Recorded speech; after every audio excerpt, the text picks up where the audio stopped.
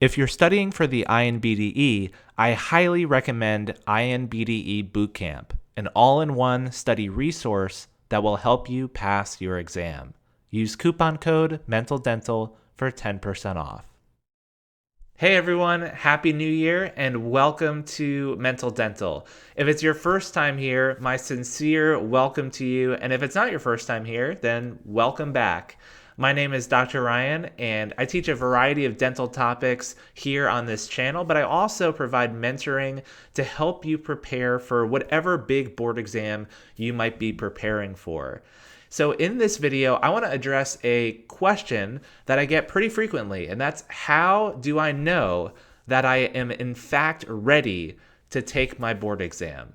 So that's a really good question. It's a complex question, and there are a lot of factors that go into figuring out whether or not you're actually ready to take whatever exam you're preparing to take. It could be the INBDE, it could be the ADAT, it could be the AFK. There are so many exams, so many letters out there. But let's focus on the general philosophy of how to determine whether or not you're ready. So the first factor that I want you to think about is, where did you do your dental education? Where did you go to dental school? And the truth is, guys, some schools are better at preparing you than others. And it's hard to know how good your school is or how not good your school is if it's the only school you've ever been to. But I will tell you, a general philosophy is international versus doing your education here in the United States. Not because the quality is any different, not because of the quality of the education, but of the content. Because let's be honest, dentistry is conducted differently in every country. That could be with regards to technology, could be just the nomenclature, the terminology, the names, the systems. Even the tooth naming system is different, right? Diagnosis and treatment planning considerations. So there's a lot that could potentially be very different than what's being tested on an exam like the INBDE, which is based in the United States. And so if you did your training outside of the States, that's something that you should factor in. Hey, I'm going to have to spend a little bit more time preparing than maybe someone who did their training in the United States, because I have to learn different nomenclature, different systems, different ways of doing things that may even run contrary to what I learned in my dental school. So that's a small disadvantage, but one that can be overcome by spending a little bit more time in that preparation stage. Number two is, how long ago did I do my dental education? So I mentor people all across the spectrum. Some just graduated from dental school, others graduated over 10 years ago. And if you're one of those people who graduated 10 years ago, good on you. That's awesome. And you can do this. Trust me, you can do this.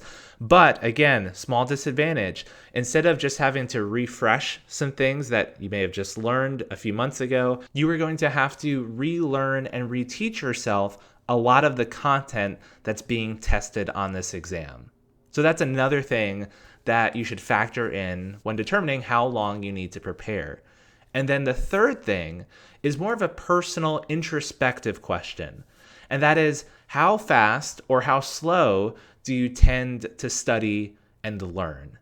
And so all of us probably have taken many exams leading up to this point.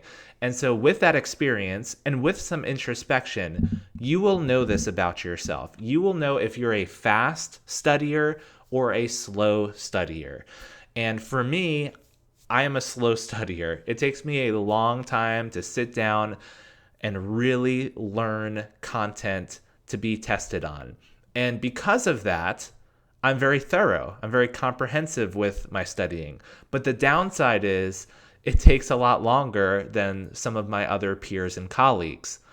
So I have a study plan on my Patreon page. It provides a checklist for what you should be watching and reviewing for each given week. And my average preparation time is 10 weeks. 10 weeks is my standard timeline for getting prepared for the INBDE specifically. And a similar timeline would be true for the other big exams. But I want you to factor in the 3 things that we just went over. Where did you do your training? How long ago did you do your training? And how fast or slow are you at studying?